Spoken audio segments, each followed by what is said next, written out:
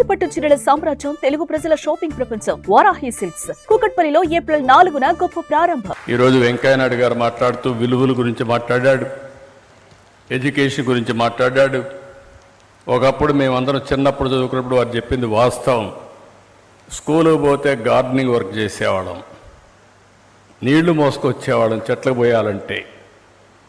అదే మరిగా ఆడుకునేవాళ్ళం.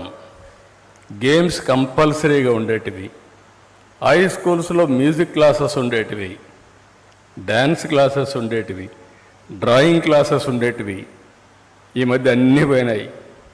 అన్నీ పోయి క్రియేటివిటీ పోయింది, ఆలోచనే పోయింది. ఇప్పుడు అందరూ కూడా సెల్ ఫోన్ తీసుకొని 3+3 ఎంత అంటే సెల్ ఫోన్ చూసే పరిస్థితి, క్యాలిక్యులేటర్ చూసే పరిస్థితికి వస్తున్నారు. అంటే దీనివల్ల రాబోయే రోజుల్లో ఏ విధంగా నష్టం జరుగుతుందో మనం గుర్తుపెట్టుకోవాల్సిన అవసరం ఉంది. అందుకే మొన్నే ఎడ్యుకేషన్ మినిస్టర్ ఒక నిర్ణయం తీసుకుని నేను అభినందించాను. Every Saturday no bag day. పిల్లలు బ్యాగులు మోసే పని లేదు, ఫ్రీగా స్కూల్కి వెళ్ళొచ్చు, ఆడుకోవచ్చు. వాళ్లకు నచ్చిన పని నెలకు 4 రోజులు చేస్తే క్రియేటివిటీ పెరుగుతుందని నేను కూడా అభినందించాను. వారికి ఒకటే హామీ ఇస్తున్నా, తప్పకుండా మీరు చెప్పిన ఆలోచన నేను మనసులో పెట్టుకుంటా.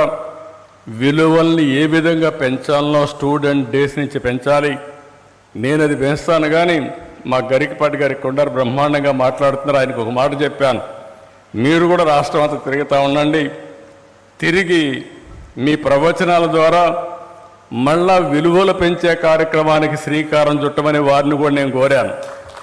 వారు అన్నారు నాతో, నేను ఈ గవర్నమెంట్లో ఇవ్వలేను, నేను ఫ్రీగా తిరుగుతున్నా, నాకు ఇదే ఆనందంగా ఉందంటే, కాదు మీరు ఫ్రీగానే తిరగండి, ఈ స్కూల్స్కి వెళ్ళండి, ఆ పిల్లల్లో ఇలాంటి చైతన్యం తీసుకురమ్మని చెప్పి వారు కోరా.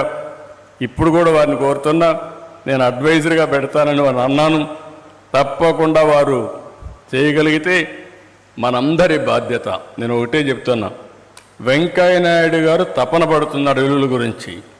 నేను ఒకటే ఆలోచిస్తున్నా, 2047కి నేను వేసే ఫౌండేషన్ ప్రపంచంలో తెలుగు జాతి అగ్రజాతిగా ఉండాలనేది నా సంకల్పం. ఇది జరుగుతుంది. ఈరోజు హైయెస్ట్ పర్ క్యాపిటల్ ఇన్కమ్ ప్రపంచంలో ఎవరైనా సంపాదిస్తున్నారంటే భారతీయులు, అందులో తెలుగు వాళ్ళు. దాంట్లో అనుమానం లేదు. అంటే ఈరోజు మనం తెలివితేటలు లేక కాదు, తెలివితేటలు ఉన్నాయి. ఫస్ట్ టెక్నాలజీ ఒక అడుగు ముందేసాం, దానివల్ల ఒక అడ్వాంటేజ్ వచ్చింది. ఇలాంటివి వచ్చినప్పుడు దీన్ని లాజికల్గా తీసుకెళ్లాలంటే వారు చెప్పినట్టు మన వారసత్వం, విలువలతో కూడిన సమాజం, అలాంటి విలువల పతనమైనప్పుడు సంపద చాలా సమస్యలు తీసుకొస్తుంది. అందుకే ఈ 2 బ్యాలెన్స్ చేసుకుంటూ ముందుకు పోవాల్సిన అవసరం ఉంది. నా ప్రయత్నం నేను చేస్తా. కొంతమంది మీలాంటి వాళ్ళు కూడా సమాజంలో ముందుకు రావాల్సిన అవసరం మీ మీద ఉంది. అదే మరిగా డబ్బులు సంపాదించిన పారిశ్రామికవేత్తలు చెప్తున్నా, ఎంత డబ్బులైనా మీ పిల్లలకి ఇస్తే ఒక లెవెల్ వరకు ఎంజాయ్ చేస్తారు. తర్వాత నువ్వు సంపాదించలేని పరిస్థితి ఉంటే, లేకుంటే నువ్వు ఇచ్చే డబ్బులు కూడా వాళ్ళు ఏమంటారంటే నువ్వేం ఇచ్చింది, తక్కువే ఇచ్చావనే పరిస్థితి వస్తుంది. సంపాదించిన డబ్బులు కొంత పిల్లలకి ఇవ్వండి, ఫ్యామిలీకి ఇవ్వండి, కొంత డబ్బులను సమాజం కోసం ఖర్చు పెట్టండి. అది శాశ్వతంగా మీ పేరు నిలుస్తుంది. ఈ విషయం గుర్తుపెట్టుకోవాల్సిందిగా పారిశ్రామికవేత్తలకి డబ్బులను కోరుతున్నా. ఇవన్నీ కూడా మనం భవిష్యత్తులో ఏ విధంగా చేయాలనో ప్రభుత్వం అయితే నాకు ఏమాత్రం అనుమానం లేదు. 2047కి వేసే ఫౌండేషన్, హైదరాబాద్లో 25 సంవత్సరాల కంటే ముందు వేసిన ఫౌండేషన్ మీరు చూస్తే, భారతదేశంలో హైయెస్ట్ పర్ క్యాపిటల్ ఇన్కమ్ ఏ రాష్ట్రం అంటే అది తెలంగాణ రాష్ట్రం. ఆ రోజు నిర్ణయాలు ఈరోజు పనిచేశాయి. ఈరోజు అలాంటి నిర్ణయాలు ఇక్కడ కూడా చేస్తున్నాం. తప్పకుండా ఇవన్నీ జరుగుతాయని చెప్పి మరొకసారి తెలియజేసుకుంటూ, మరొకసారి స్వర్ణ భారతి ట్రస్ట్ని మనస్ఫూర్తిగా అభినందిస్తున్నా.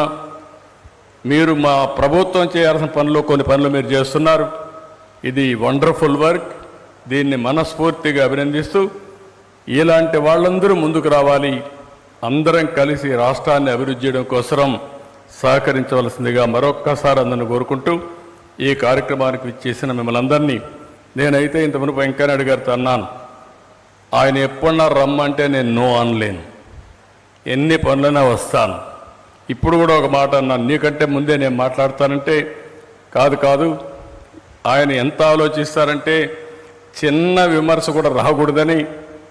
మళ్ళీ ప్రోటోకాల్ అంటారు, మీరు ముఖ్యమంత్రి కదా ఇప్పుడు ఉన్నారు కాబట్టి నేనే మాట్లాడతానని వారు మాట్లాడారంటే ఆయన ఎప్పుడు కూడా మంచిని ఆలోచించే వ్యక్తి. ఏ మాత్రం కూడా నేను గౌరవం ఇవ్వాలన్నా కాదు, ముందు నేను మాట్లాడతాను, మళ్ళీ మీరు సమాధానం చెప్పమన్న వ్యక్తి. అలాంటి విలువలు క్రమశిక్షణ వారిలో ఉన్నాయి. వారిని మరొక్కసారి అభినందిస్తూ అందరికీ నమస్కారాలు. సుమన్ టీవీలో మీ పర్సనల్ అండ్ బిజినెస్ ప్రమోషన్స్ కోసం కింది నెంబర్కి కాంటాక్ట్ చేయండి.